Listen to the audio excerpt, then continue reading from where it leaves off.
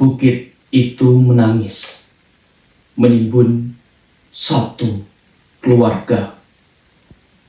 Buah karya Denny C.A. Musibah banjir besar di Sumatera bulan November 2025 telah menelan lebih dari 850 nyawa. Ini kisah bukit yang longsor yang menimbun satu keluarga. Aku adalah bukit yang sangat tua. Jauh lebih tua dari riwayat semua keluarga yang pernah berteduh di bawah kakiku.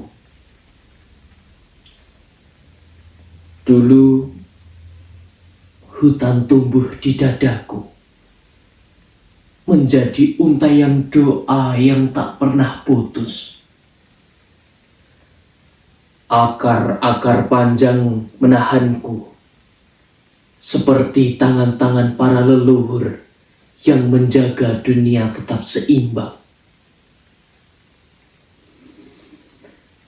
Warga desa memetik sedikit, menebang satu pohon, lalu dua pohon, untuk kayu dapur, untuk membangun rumah kecil, untuk menghangatkan malam mereka. Aku tidak pernah marah. Aku tahu mereka menebang dengan hormat, seperti anak meminta kepada ibunya dengan suara pelan.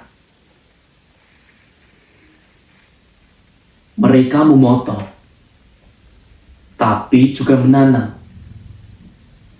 Mereka mengambil, tapi juga merawat. Aku tetap merasa dicintai.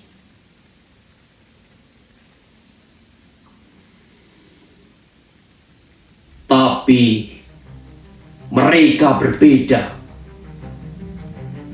Gergaji tak lagi diayunkan oleh tangan desa. Mesin-mesin besar datang entah dari mana. Suara logamnya dingin, tanpa nurani.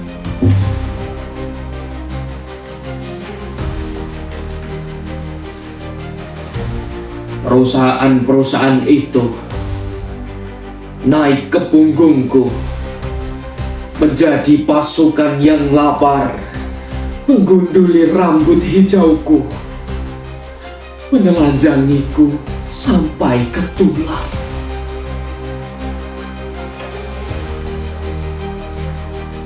Setiap pohon yang tumbang menjadi angka dalam laporan laba, menjadi jembatan menuju rekening mereka, bukan menuju kehidupan. Akar-akar panjangku dicabut, bukan oleh orang yang merawatku, melainkan oleh mereka yang bahkan tak tahu nama desaku. Para pekerja berseragam mengiris tubuhku seperti mengiris kue ulang tahun. Namun tak ada doa, tak ada permisi, tak ada terima kasih. Mereka datang untuk menumpuk uang, bukan untuk menumbuhkan hutan. Dan ketika setengah tubuhku botak dan kerontang, mereka pergi, meninggalkan aku berdiri sendiri di hadapan badai yang semakin ganas.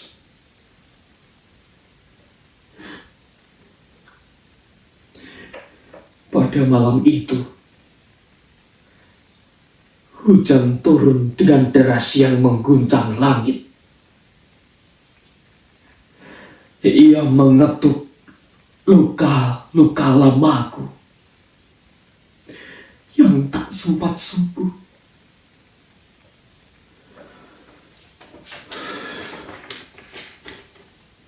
Tanahku bergerak perlahan. Aku sudah ringkih, seperti orang tua yang tak lagi pasti mana kaki yang masih kuat untuk berdiri. Aku mencari akar-akar yang dulu memelukku.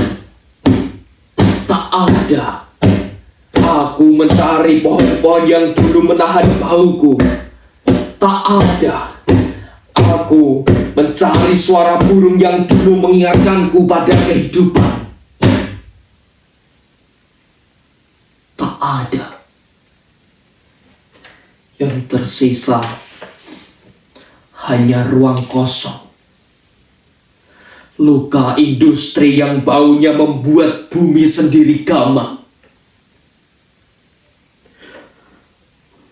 Tubuhku pun menyerah. Patah, runtuh, pecah. Bukan karena aku ingin, tapi karena aku tak lagi sanggup. Di bawah tubuhku, sebuah mobil kecil berhenti hanya untuk istirahat. Di dalamnya ada keluarga sedang menutup hari panjang dengan tawa kecil yang lembut. Gadis itu sempat memungut daun berbentuk hati dari pohon terakhir yang masih tersisa.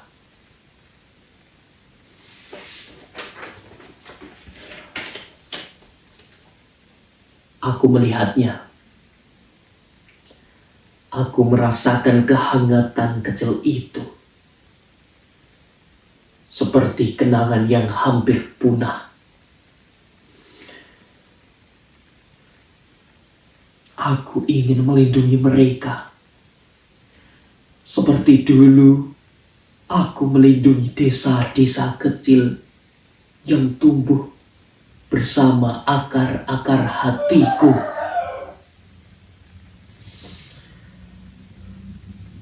Tapi ketika tubuhku mulai bergeser, aku tak lagi punya penyangga. Tanah kehilangan kesabarannya. Gravitasi menarik air mataku. Dalam satu hentakan yang membuat langit tercekat, aku menutup mereka dengan rasa bersalah yang tak terucapkan.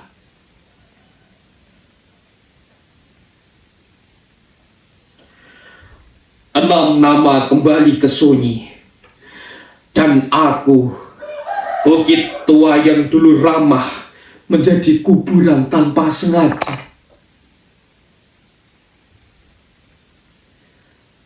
Ketika aku runtuh, kampung-kampung kecil ikut hancur. Sungai meluap, membawa amarah yang lama disembunyikan.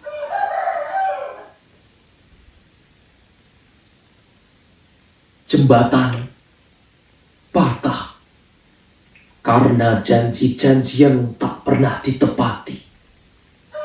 Rumah-rumah terbalik menjadi hidup yang dikocok oleh tangan raksasa.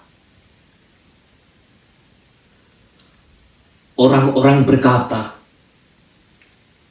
hujan terlalu deras, ini musibah, tanah tak kuat.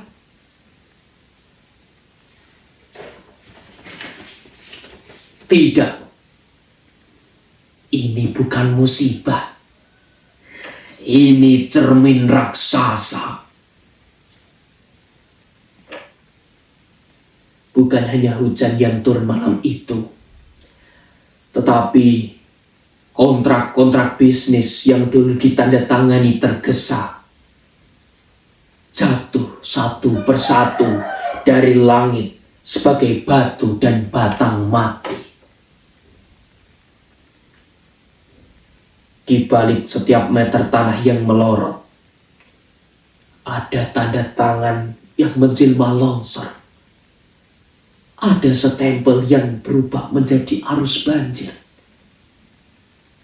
menelan nama-nama di kartu keluarga.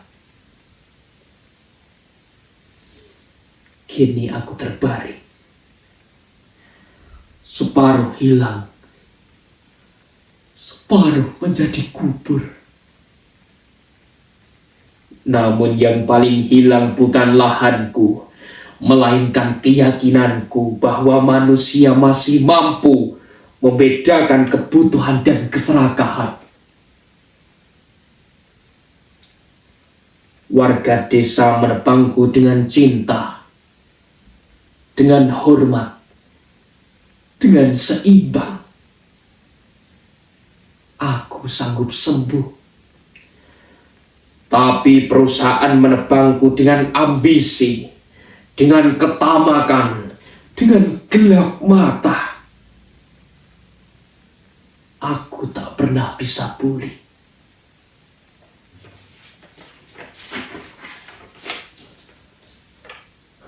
Di kota jauh, di ruang rapat ber-AC, di sebuah perusahaan metropolitan,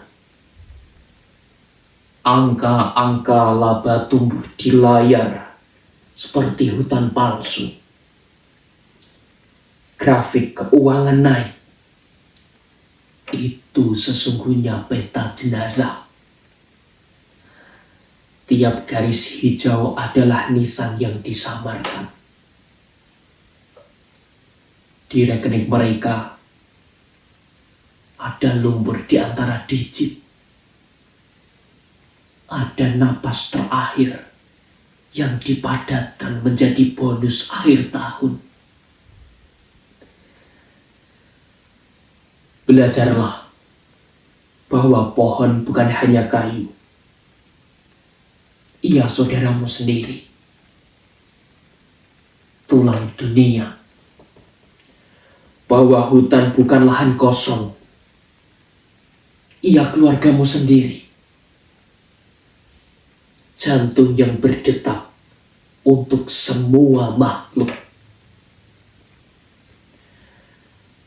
Jika manusia tak belajar, peta dunia pelan-pelan akan berubah warna. Hijau menjadi daftar duka. Coklat menjadi arsip jenazah yang tak sempat dimakamkan. Di langit, awan akan menyalin diri menjadi fotokopi surat protes. Turun sebagai hujan yang menghapus alamat rumah dari setiap kartu keluarga.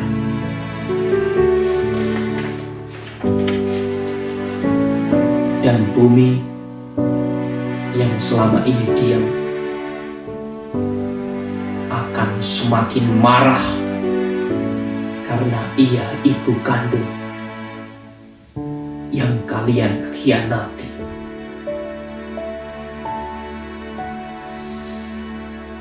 Paris, 6 Desember 2025.